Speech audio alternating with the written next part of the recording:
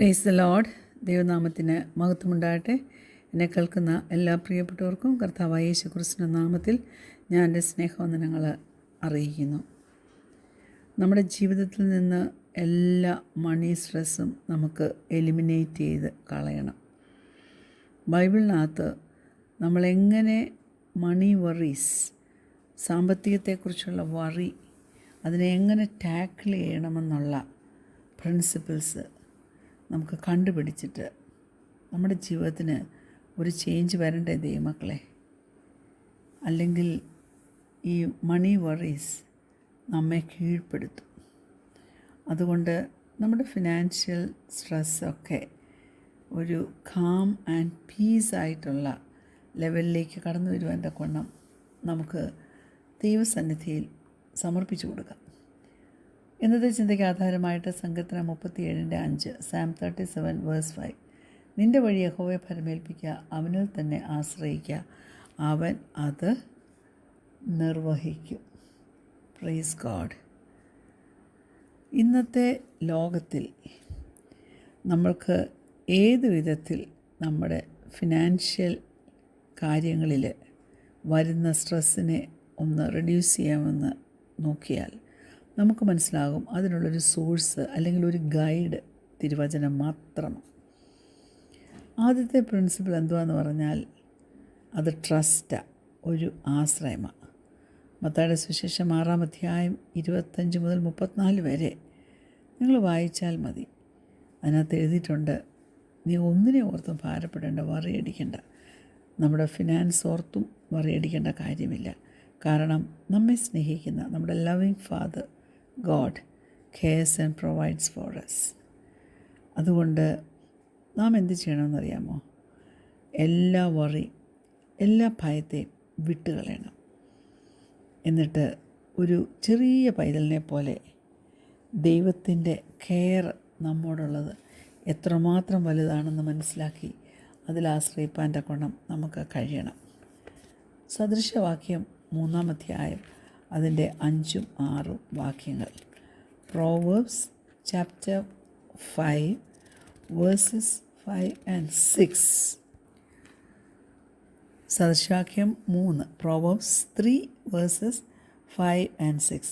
പൂർണ്ണ ഹൃദയത്തോടെ യഹോവയിൽ ആശ്രയിക്കുക, സ്വന്തം വിവേകത്തിൽ ഊന്നരുത്. നിൻ്റെ എല്ലാ വഴികളിലും അവനെ നനച്ചുകൊള്ളുക, അവൻ നിൻ്റെ പാതകളെ നേരെയാക്കും. ഫിനാൻഷ്യൽ ചലഞ്ചസ് വരുമ്പോൾ ഓർത്തുകൊള്ളണം, എങ്ങനെ ദൈവം അബ്രഹാമിനെ ഗൈഡ് ചെയ്തോ, എങ്ങനെ ദൈവം ജോസഫിനെ ഗൈഡ് ചെയ്തോ, അങ്ങനെ നമ്മെയും അതുപോലെ ഗൈഡ് ചെയ്യുവാൻ അവൻ പ്രാപ്തനാണ്.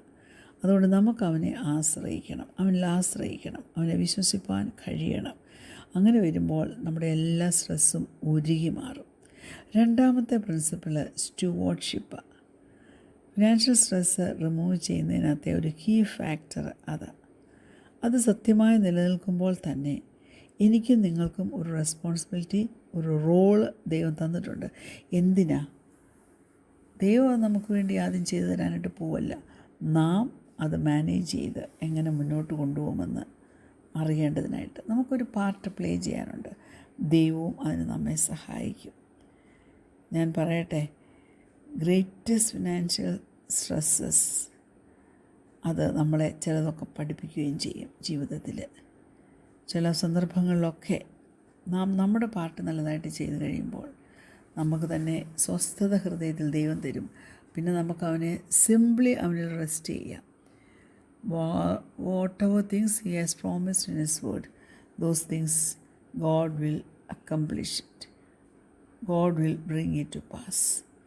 അതുകൊണ്ട് ദൈവമക്കളെ, ഈ പ്രിൻസിപ്പിൾസിലൊക്കെ ആശ്രയം വെക്ക്, വിശ്വസിക്കുക, അതിൽ റിഫ്ലക്റ്റ് ചെയ്ത്, എന്നിട്ട് നിങ്ങളുടെ ജീവിതത്തിലെ ഫിനാൻഷ്യൽ ലൈഫിൻ്റെ ഏരിയാസൊക്കെ ഒന്ന് ഐഡൻറ്റിഫൈ ചെയ്തിട്ട് more trust and better stewardship നമുക്ക് കിട്ടുന്നതിന് വേണ്ടി നമുക്ക് ഏൽപ്പിച്ചു കൊടുക്കാം. കർത്താവ് തീർച്ചയായിട്ടും അതിന് നമ്മെ സഹായിക്കും, നമ്മെ അവന് അഭ്യസിപ്പിച്ച് എടുക്കുകയും ചെയ്യും. Praise the lord. ജനറോസിറ്റിയും കണ്ടൻമെൻറ്റും നമുക്ക് വളരെ ആവശ്യമുള്ള കാര്യമാണ്. എന്നാൽ ഈ സ്ട്രെസ് ഫ്രീ ഫിനാൻസസിന് വേണ്ടി ഈ ജനറോസിറ്റിയും കണ്ടൻമെൻറ്റും എന്ത് നമ്മുടെ ജീവിതത്തിൽ കൊണ്ടുവരുമെന്നുള്ളത് നമ്മൾ 2 കൊരിന്ത്യർ 9 അധ്യായം അതിൻ്റെ 6, 7 വാക്യങ്ങൾ നോക്കുമ്പോൾ കാണാം.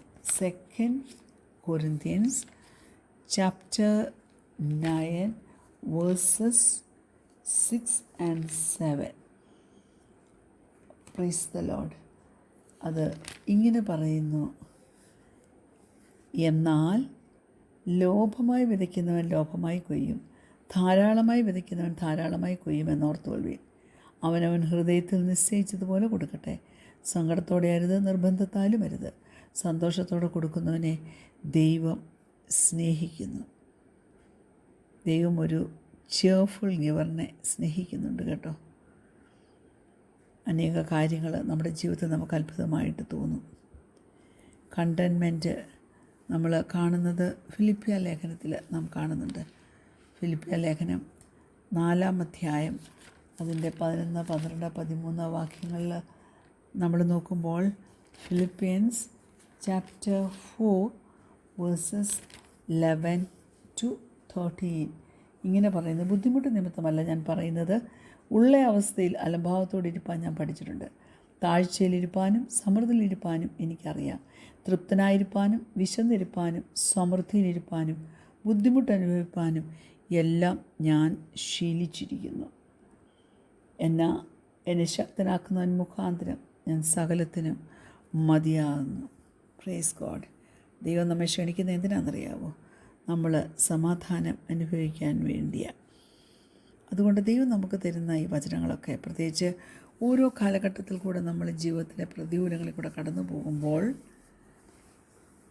കർത്താവ് നമ്മെ പല കാര്യങ്ങൾ അഭ്യസിപ്പിക്കും, പഠിപ്പിക്കും. പ്രിൻസിപ്പിൾസ് ഓഫ് ജനറോസിറ്റി ആൻഡ് കണ്ടെൻറ്റ്മെൻറ്റ്, ഇത് രണ്ടും നമ്മുടെ ജീവിതത്തിൽ ഒരു സ്ട്രെസ് ഫ്രീ ഫിനാൻഷ്യൽ ലൈഫ് കൊണ്ടുപോകുവാൻ നമ്മെ സഹായിക്കുക തന്നെ ചെയ്യും.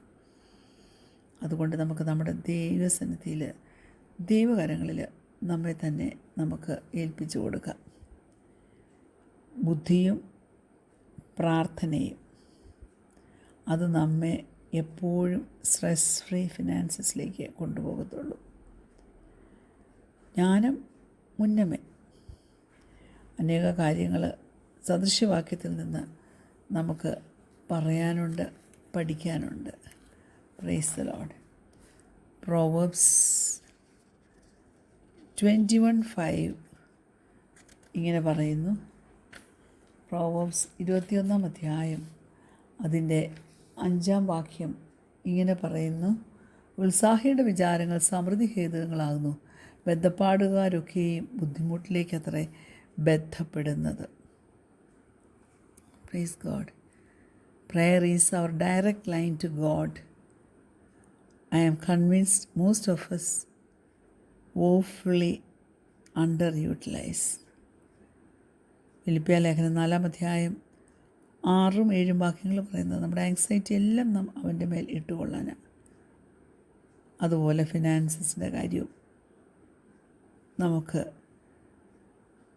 ഇട്ടുകൊടുക്കാം.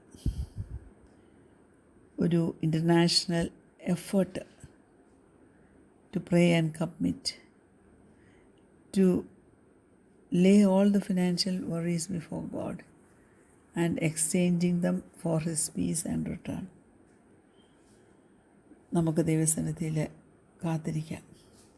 നമ്മുടെ ദിവസങ്ങൾ മുന്നോട്ട് പോകുമ്പോൾ നമ്മുടെ ഫിനാൻഷ്യൽ മാറ്റേഴ്സിലും ഫിനാൻഷ്യൽ ഡെസിഷൻസിലും നാം എന്തൊക്കെ വിസ്ഡം അപ്ലൈ ചെയ്യണമെന്ന്, എങ്ങനെ നാം അജ്ഞാനികളായിട്ടല്ല ജ്ഞാനികളായിട്ട് തന്നെ നാം എങ്ങനെ പെരുമാറണം, എങ്ങനെ ആയിരിക്കണം എന്നുള്ളത് സ്വർഗത്തിലെ ദൈവം ഓരോരുത്തർക്കും കാണിച്ചു തരട്ടെ. എന്നാൽ ഫിനാൻഷ്യൽ ഡിസിഷൻസിൽ നമ്മുടെ ജ്ഞാനം ഉപയോഗിച്ച് പ്രാർത്ഥനയിലൂടെ നമ്മുടെ വറീസൊക്കെ ദൈവത്തിൻ്റെ സന്നിധിയിൽ ഡെഡിക്കേറ്റ് ചെയ്യുവാനായിട്ട് നമുക്ക് പറ്റുമോ? ദൈവം ഇതിലെ പറ്റണം. Praise God. ഫിനാൻഷ്യൽ പ്ലാനിങ്ങിൽ ദൈവം നമുക്ക് വിസ്ഡം തരണമെന്ന് നമുക്ക് പ്രാർത്ഥിക്കേണ്ട ഒരു കാര്യമാണ്. വിസ്ഡം പലപ്പോഴും പല ആങ്സൈറ്റിയും നമ്മുടെ മനസ്സിലേക്ക് കടത്തിവിടും. എന്നാൽ നമ്മൾ ദൈവസന്നിധിയിൽ സമർപ്പിച്ച് മുന്നോട്ട് ദൈവീയാലോചന പ്രകാരം പോകുകയാൽ കർത്താവ് എന്നും നമ്മോടുകൂടിയിരിക്കും. കർത്താവ് സഹായിക്കുന്ന വിധങ്ങൾക്കായിട്ട് നന്ദി പറഞ്ഞുകൊണ്ട് കണ്ണടയ്ക്കാൻ പ്രാർത്ഥിക്കാം. ഞങ്ങളെ സ്നേഹിക്കുന്ന ഞങ്ങളുടെ നല്ല ദൈവമേ, സ്വർഗീയ പിതാവേ, കൽപ്പിച്ച നല്ല ആലോചനകൾക്കായിട്ട് ഞങ്ങൾ നിന്നെ സ്തുതിക്കുന്നു, സ്തോത്രം ചെയ്യുന്നു.